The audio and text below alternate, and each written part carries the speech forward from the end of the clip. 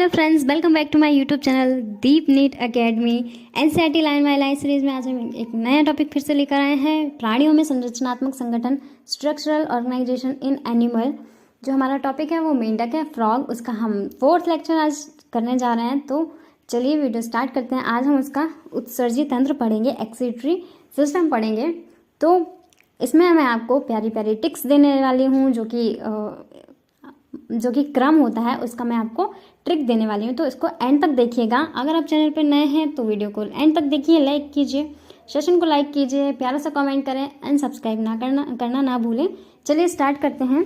तो जो हमारा उत्सर्जी तंत्र, हमारा नहीं, मेंढक का जो उत्सर्जी तंत्र होता है वो क्या होता है। तो इसमें नाइट्रोजनी अपशिष्ट को शरीर से बाहर निकालने के लिए मेंढक में पूर्ण विकसित उत्सर्जी तंत्र पाया जाता है। ठीक है, तो इसके जो उत्सर्जी अंग होते हैं वो हम देखते हैं।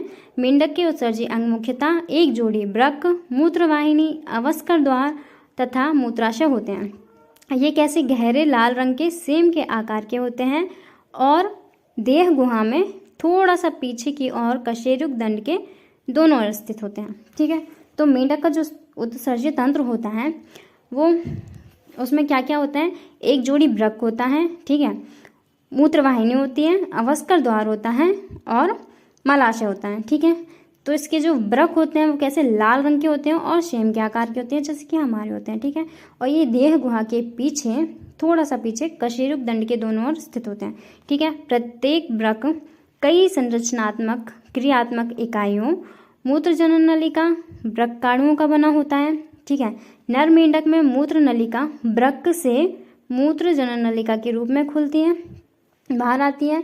मूत्र वाहिनी क्या करती है, अवस्कर द्वार में खुलती है। ठीक है, मादा मेंढक में मूत्र वाहिनी और अंडवाहिनी अवस्कर द्वार में जो होती है वो अलग अलग खुलती है। ठीक है, नर मेंढक में क्या होता है, मूत्र वाहिनी होती है और जो कि शुक्र वाहिनी होती है वो एक ही होती है। ठीक है, दोनों सेम होती है। और जो मादा मेंढक होती है इसमें मूत्र वाहिनी और अंडवाहिनी जो होती है वो अवस्कर द्वार में अलग अलग खुलती है। ठीक है, एक पतली दीवार वाला मूत्राशय भी मलाशय के अधर भाग पर स्थित होता है जो अवस्कर में खुलता है। ठीक है, मेंढक कैसा होता है, यूरियोत्सर्जी होता है, जो कि नाइट्रोजनी अपशिष्ट के रूप में यूरिया निकालता है। ठीक है, इसलिए हम क्या कहते हैं, यूरियोत्सर्जी प्राणी कहलाता है ये। और उत्सर्जी अपशिष्ट रक्त द्वारा वृक्क में पहुंचता है। ठीक है, जहाँ पर ये अलग अलग कर दिए जाते हैं और इनका उत्सर्जन कर दिया जाता है। तो मेंढक का जो उत्सर्जी तंत्र होता है वो कैसा होता है, एक तो पूर्ण विकसित होता है। ठीक है, और ये बना किस किस का होता है, मैं अगेन रिपीट कर रही हूँ। एक जोड़ी वृक्क, मूत्रवाहिनी, अवस्कर द्वार और मूत्राशय से मिलकर बना होता है। और जिनके वृक्क होते हैं, ठीक है, वो कैसे होते हैं, लाल रंग के होते हैं और शेम के आकार के होते हैं। ठीक है, ये कहाँ लोकेटेड होता है, ये कशेरुक दंड के पीछे स्थित होता है, देह गुहा में। ठीक है, और ये जो इसकी वृक्क की संरचनात्मक क्रियात्मक इकाई क्या होती है, नेफ्रॉन होती है। ठीक है, वृक्काणुओं का बना होता है ये।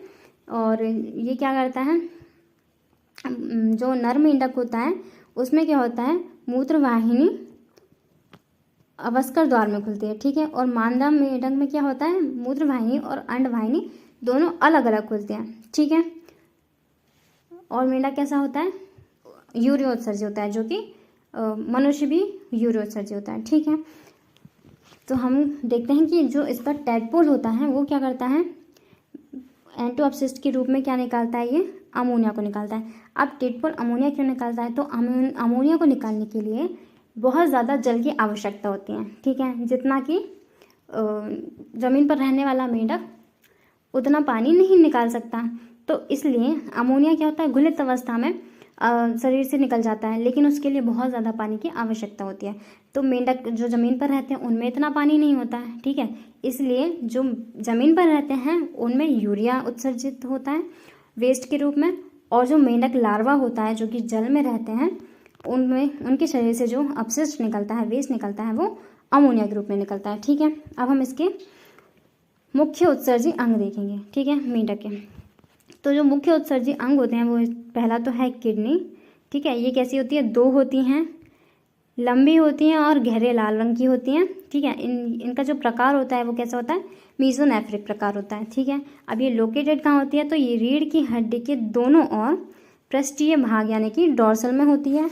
ठीक है, सेकंड क्या होता है, नेफ्रॉन होता है जो कि वृक्क की यानी किडनी की संरचनात्मक एवं क्रियात्मक इकाई बनाता है। ठीक है, ये दिया है मेंढक का उत्सर्जी तंत्र का डायग्राम। ठीक है, इसमें ये देखिए एक जोड़ी क्या है, इसमें एक जोड़ी किडनी है। ठीक है, और ये देखिए ये मूत्र नलिका हो गई। ठीक है, इसमें काफ़ी सारी वेन्स निकलती है, ये रीनल वेन हो गई। ठीक है, ये सारी चीज़ें कहाँ खुलती हैं, एक मूत्रवाहिनी में खुलती हैं। ठीक है, ये हो गई मूत्रवाहिनी। ठीक है, मूत्रवाहिनी से होते हुए क्लोएका यानी अवस्कर में जाती है और अवस्कर छिद्र से होकर ये अपशिष्ट जो है वो बाहर निकल जाता है। ठीक है, अब ये है हमारे पास उत्सर्जी उत्पाद का मार्ग। तो चलिए हम इसे क्रम से देखते हैं। सबसे पहले उत्सर्जी उत्पाद जो है वो किडनी में निर्मित होगा। ठीक है, फिर यूरेटर, ठीक है, यानी मूत्राशय से, यूरिनरी ब्लैडर से होता हुआ क्लोएका से बाहर निकल जाता है। ठीक है, अब मेंढक का अंतःस्रावी तंत्र एवं तंत्रिका तंत्र। तो अंतःस्रावी तंत्र क्या कहता है, नियंत्रण व समन्वय तंत्र मेंढक में पूर्ण विकसित होते हैं। इनमें अंतःस्रावी ग्रंथियां, एंडोक्राइन सिस्टम व तंत्रिका तंत्र दोनों पाए जाते हैं। विभिन्न अंगों में आपसी समन्वय तथा रसायनों द्वारा होता है। ठीक है, जिन्हें हार्मोन कहते हैं। तो मेंढक में जो समन्वय होता है यानी कोऑर्डिनेशन होता है, वो विभिन्न जो अंग होते हैं, अलग अलग प्रकार के अंग होते हैं, उनमें समन्वय जो होता है वो कैसे होता है, रसायनों के द्वारा होता है यानी कि हार्मोन के द्वारा होता है।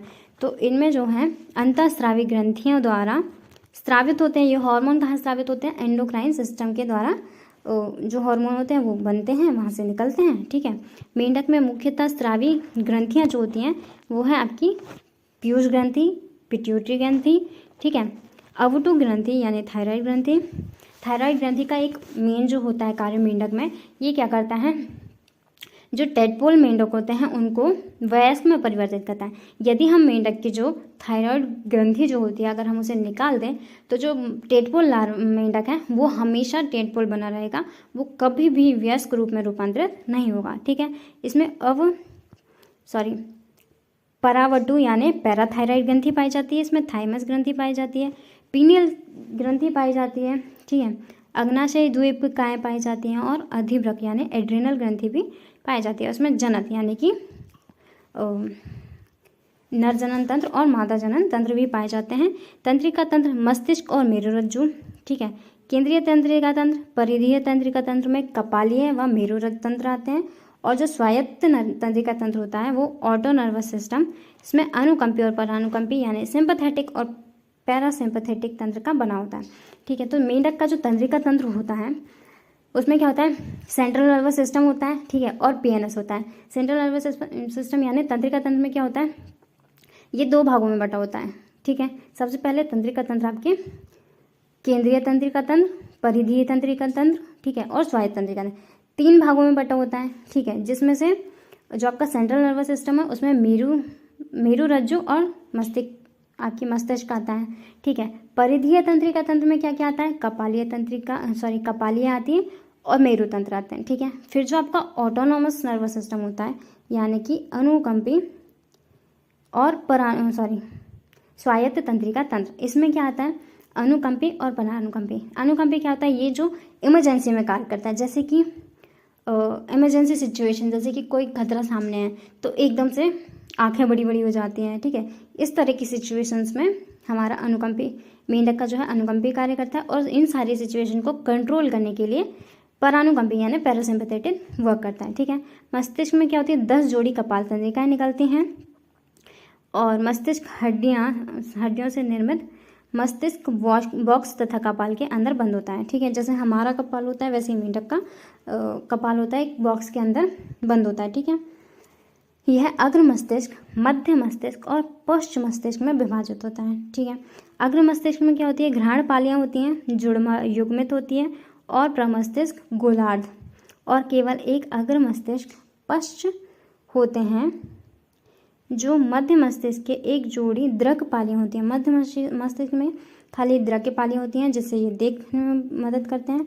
ठीक है, अग्र मस्तिष्क में घ्राण पालियाँ होती हैं और युग्मित प्रवर्ध होते हैं। ठीक है, और पश्च मस्तिष्क बना होता है अनुमस्तिष्क और मेडुला ऑब्लोंगेटा का बना होता है।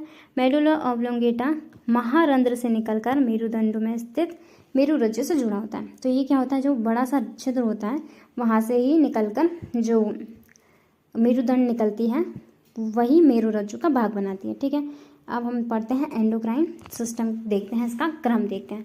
तो एंडोक्राइन सिस्टम का क्रम क्या होता है, सबसे पहले ग्रंथि से हार्मोन निकलता है। ठीक है, फिर ये हार्मोन कहाँ जाता है, रक्त में जाता है, रक्त से होकर ये अपने लक्ष्य अंग तक पहुँचता है। ठीक है, ये जो क्रिया होती है ये कैसी होती है, दीर्घकालीन होती है। ठीक है, इसका प्रभाव लंबे समय तक नहीं रहता, बहुत शॉर्ट टाइम के लिए रहता है, लेकिन ये बहुत धीरे धीरे होती है। ठीक है, हार्मोन की जो क्रिया होती है। ठीक है, उदाहरण के लिए जैसे पिट्यूटरी से ग्रोथ हार्मोन निकला या थायराइड हार्मोन निकला, वो जाएगा रक्त में। ठीक है, इनके पास कोई डक्ट नहीं होती है, यानी कि इनमें कोई वाहिनी नहीं होती है अपने हार्मोन को लक्ष्य तक पहुंचाने के लिए। ठीक है, तो अब ये थायराइड हार्मोन और ग्रोथ हार्मोन कार्य कहाँ करता है, ये ग्रोथ हार्मोन हमारी बॉडी पर कार्य करता है और थायराइड हार्मोन जो होता है TSH है ना, ये थायराइड ग्रंथि पर कार्य करता है। तो ये अपने लक्ष्य अंग तक पहुंचेगा। ठीक है, शरीर या थायराइड, वहाँ से ये अपना कार्य करेगा।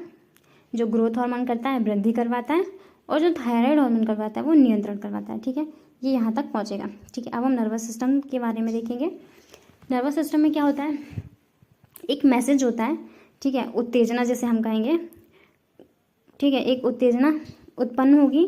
ठीक है, जो कहाँ जाएगी, रिसेप्टर्स के पास जाएगी। वहाँ से जो संवेदी तंत्रिकाएं होती हैं वो मैसेज को कहाँ पहुँचाएगी, CNS के पास पहुँचाएगी। वहाँ से जो प्रेरक तंत्रिका होती हैं वो क्या करती हैं, प्रभावक होती हैं। ठीक है, वो एक प्रभाव उत्पन्न करेंगी जिससे कि हमारे ब्रेन को मैसेज पहुँचकर वहाँ से डायरेक्टली हमारे पास मैसेज आएगा कि हाथ को पीछे करो। जैसे हमारा हाथ में जलने वाला है, आग के पास आने वाला है, तो एकदम से मैसेज हमारे झट से मैसेज आता है। ये बहुत तीव्र होती है। ठीक है, बहुत ज़्यादा तीव्र होती है, हमें पता ही नहीं चलता ये कब होती है। जैसे ही हमारा किसी चीज़ पे पैर पड़ेगा, जैसे नुकीली चीज़ पे, तो हम पैर तुरंत में हटाते हैं, राइट। बहुत ही फास्ट, एकदम फास्ट होती है ये क्रिया। ठीक है, तो ये क्या होती है, त्वरित प्रतिक्रिया देते हैं हम। ठीक है, अब उदाहरण है जैसे कोई गर्म वस्तु हुई, ठीक है, हमारी त्वचा पे लगी, तो हमारी जो संवेदी नाड़ी है वो मस्तिष्क तक फटाक से मैसेज पहुंचाती है। वहाँ से जो प्रेरक नाड़ी जो होती है वो मैसेज लेकर आती है कि मांसपेशियों को तक पहुंचाती है कि हाथ को पीछे खींचो। ठीक है, तुम्हारे हाथ मतलब हाथ जो है वो जलने वाला है, इसलिए उसे मैसेज आता है कि झट से पीछे खींचो। तो ये क्रियाएं बहुत तीव्र होती हैं। तो चलिए हम याद रखने की ट्रिक्स हैं वो जान लेते हैं। तो जो हमारा एंडोक्राइन सिस्टम होता है वो कैसा होता है, स्लो बट लॉन्ग लास्टिंग, यानी धीमा पर लंबे समय के लिए। और नर्वस सिस्टम जो होता है फास्ट बट शॉर्ट लास्टिंग। ठीक है, तो एंडोक्राइन सिस्टम की जो ट्रिक है वो क्या है, स्लो बट लॉन्ग लास्टिंग, और नर्वस सिस्टम की फास्ट बट शॉर्ट लास्टिंग। ठीक है, तो ये हिंदी में हम क्या कहेंगे, धीमा पर लंबे समय के लिए एंडोक्राइन सिस्टम, और तेज पर थोड़े समय के लिए वो है हमारा नर्वस सिस्टम। ठीक है, फिर आते हैं संवेदी अंग। तो हम देख लेते हैं कौन कौन से संवेदी अंग आते हैं। तो मेढक में विभिन्न प्रकार के संवेदी अंग पाए जाते हैं, जैसे कि स्पर्शक अंग जिसे संवेदी पिपल कहते हैं, स्वाद अंग जिसे हम स्वाद कलिका कहते हैं, गंध जिसे नासिका उपकला कहते हैं, दृष्टि जिसे नेत्र है ना, श्रवण जिसमें कर्णपटल और आंतरिक कर्ण आते हैं। इन सब में आँखें और आंतरिक कर्ण जो हैं वो सुव्यवस्थित होती हैं। ठीक है, मेंढक में क्या होती हैं, आँखें और आंतरिक कर्ण जो है वो सुव्यवस्थित होते हैं, और बचे हुए दूसरे संवेदी अंग केवल तंत्रिका सिरों पर कोशिका गुच्छ के रूप में होते हैं। इनमें तंत्रिका तंत्र जो है वो पूर्ण विकसित नहीं पाया जाता, गुच्छों के रूप में पाया जाता है, लेकिन इसमें आँखें और कान जो है वो पूर्ण सुविकसित होते हैं। ठीक है, मेंढक में एक जोड़ी गोलाकार नेत्र में जो है नेत्र गड्ढों में स्थित होते हैं। ये साधारण नेत्र हैं। मेंढक के बाह्य कर्ण में क्या होता है, बाह्य कर्ण एब्सेंट होते हैं। ठीक है, जैसा मैंने बताया ये लोग झुमके नहीं पहन सकते, हम पहन सकते हैं। ठीक है, तो हमारे पास बाह्य कर्ण होते हैं, इनके पास सिर्फ टिम्पैनम होते हैं। ठीक है, तो इनके हम प्रमुख संवेदी अंग जान लेते हैं। तो वे हैं आँख, ठीक है, जो कि दृष्टि यानी विजन में काम आती है, का जो कान होते हैं, ठीक है, ईयर जो श्रवण और संतुलन, ठीक है, हेयरिंग और बैलेंसिंग में काम आते हैं। इनकी जो नाक होती है उसे हम घ्राण यानी कि स्मेल लेना, और जो जीभ होती है वो स्वाद यानी टेस्ट के लिए होती है, और जो त्वचा होती है वो स्पर्श ताप दर्द यानी टच हीट, पेन के लिए होते हैं। ठीक है, अब इसे याद करने की जो ट्रिक है वो है आँख, कान, नाक, जीभ, त्वचा। ठीक है, इसे हम इंग्लिश में कहेंगे सीइंग, हेयरिंग, स्मेलिंग, टेस्टिंग और टचिंग। ठीक है, अब हम इसका लास्ट देख लेते हैं कि इनमें जो होता है बाह्य कर्ण अनुपस्थित होते हैं, केवल कर्ण पटे ही बाहर से दिखाई देते हैं। कर्ण एक ऐसा अंग है जो सुनने के साथ साथ संतुलन में भी काम आता है। तो चलिए आज के लेक्चर में इतना ही रखते हैं, मिलते हैं नेक्स्ट किसी वीडियो में। अगर आपको लेक्चर अच्छा लगे तो वीडियो को लाइक कीजिए, प्यारा सा कमेंट ज़रूर करिए, और कोई सुधार करना हो तो आप प्लीज़ मुझे कोई टिप्स दें। तब तक स्वस्थ रहिए, मस्त रहिए, अपने लक्ष्य पर फोकस रहिए, पढ़ते रहिए, सीखते रहिए, आगे बढ़ते रहिए। मिलते हैं नेक्स्ट लेक्चर में। Like, share and comment and subscribe. Thank you.